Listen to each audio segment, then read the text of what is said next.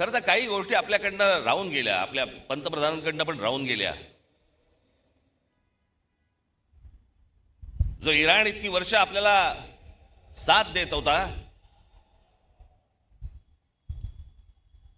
त्या इराणवरती ज्या प्रकारचे हल्ले होत आहेत आज, आपण इराणला साथ द्यायला पाहिजे होती.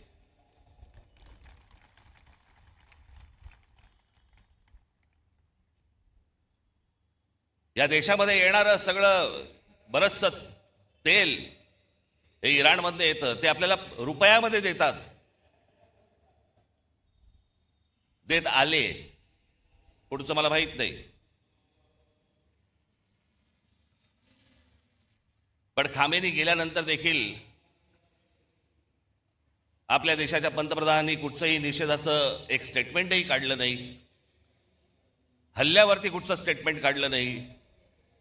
जो देश आजपर्यंत जम्मू काश्मीरच्या प्रश्नावरती देखील आपल्याला पाठिंबा देत आला, भारताला पाठिंबा देत आला, त्याच्या मागे आपण आज अडचणीच्या काळामध्ये उभे राहिलो नाही, याचा त्रास निश्चित भविष्यात होणार आपल्याला.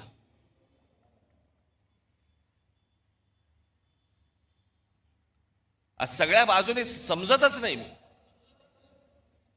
की नेमके आपण कुठे चाललो आहोत, काय चाललो आहोत. या देशामधली राज्य कुठे चालली आहेत, या देशामधली लोक कुठे चालली आहेत, प्रगती कुठे होतीये. मी आता गेल्या जानेवारीमध्ये आपली इथे जाहीर सभा झाली, त्यावेळेला मी अनेक लोकांचे वाभाडे काढले इथे. आपण पण किती अडाणी आहोत हे पण सांगितलं.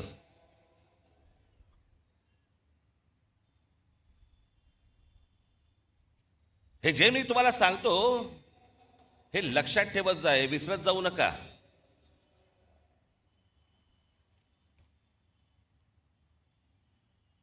आज फुरसतीत आलायत ना, फुरसतीत आहात ना जरा.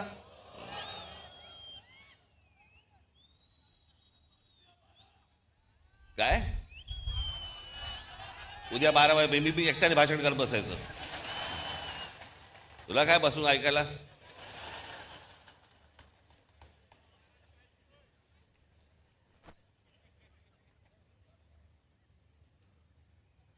मी ज्या वेळेला राजकारणामध्ये आलो त्यावेळेला माझं पहिलं जेव्हा भाषण झालं आणि त्या पहिल्या भाषणानंतर मला जेव्हा माननीय बाळासाहेबांनी बोलवलं,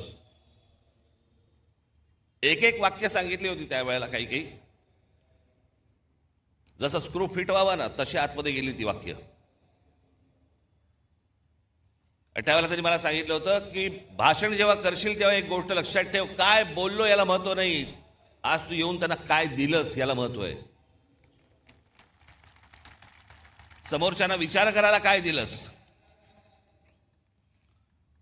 आणि मी नेहमी एक भाषण करताना माझ्यावरती एक मानसिक दडपण पण असतं की मी आज काय तुम्हाला देऊ, काय सांगू तुम्हाला, नवीन काय देऊ, ज्याच्यातनं तुम्ही विचार करायला लागाल. हे सरकार विचार करायला लागेल.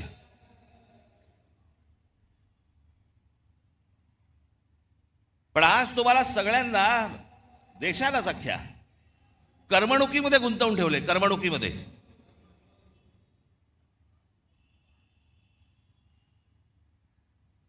IPL चालू आहे, मग अजून कुठचे पिक्चर येत आहेत, मग ते हाऊसफुल जात आहेत, मग टेलिव्हिजनवरती.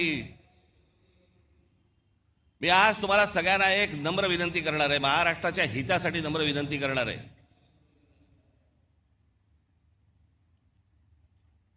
पहिल्यांदा त्या मोबाईल फोनच्या इंस्टाग्राम मधनं बाहेर या.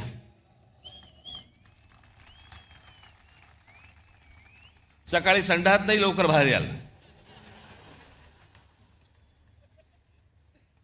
मध्यंतरी ते आमचे ते काही ते रील बाज वगैरे सगळे आले होते, मी माझ्याकडे नव्हतं ते मोबाईलवरती, ते टाकलं,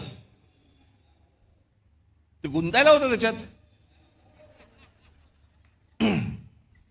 मी मागे म्हटलं होतं ना, ते डान्स बार बंद झाले ना त्याची लक्षणं आहेत ती. तिकडे ते बंद झालं, इथे मोबाईलवर सुरू झालं.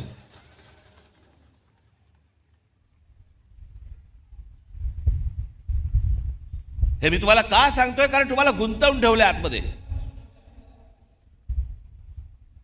तुम्हाला ह्या सगळ्या करमणुकी आणि या सगळ्या गोष्टींमध्ये गुंतवून ठेवायचं आणि सरकारला तुम्ही प्रश्न नाही विचारायचे. सरकारला तुम्ही प्रश्नच विचारता कामा नयेत.